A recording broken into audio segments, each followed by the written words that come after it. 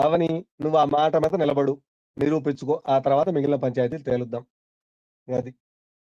So, ఇవన్నీ ఎక్స్‌ప్లనేషన్‌లతోటి లైవ్‌ల్లోకొచ్చి 100 మాటలు చెప్పడం వల్ల, లేదంటే లైవ్‌లో వచ్చి 100 రకాలుగా క్వెషన్‌లేయటం వల్ల నువ్వు 100 మంది 100 రకాల క్వెషన్‌లేత్తారు. నువ్వు ఆన్సర్ చెప్పాలనుకుంటే కుదరని పని.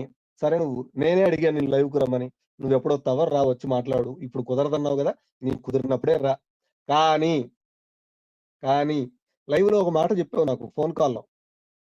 దాని మీద నువ్వు నిలబడలేదనుకోమ్మా, నిజంగా వాళ్ళందరూ అన్నట్టు నువ్వు దేడి దిమాకే ఇంక. ఆ! నువ్వు దేడి దిమాక్ అని నాకర్థమైనట్టే ఇంక. ఇదైతే నేను నిజంగా లైవ్‌లోనే జెప్పేస్తున్నా.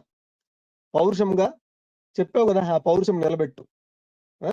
ఏమి చేత గాదా? ఎందుకు? అని అప్పుడు అడుగుతా. ఇప్పుడు అడగను. ఎందుకంటే ఇప్పుడే గదా చెప్పావు నాకు. అప్పుడు అడుగుతా.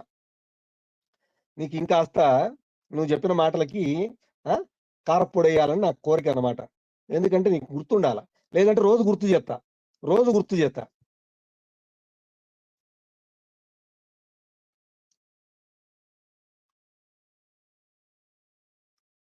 నీకు సపోర్ట్ కావాలా చెప్పు.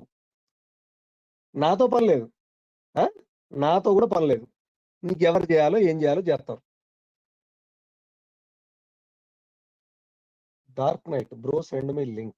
మీరెవరయ్యా డార్క్ నైట్? మీరెవరు? ఇప్పుడు టాపిక్ మేమేదో మాట్లాడుకుంటుంటే మీకేంటి పనిక్కడ?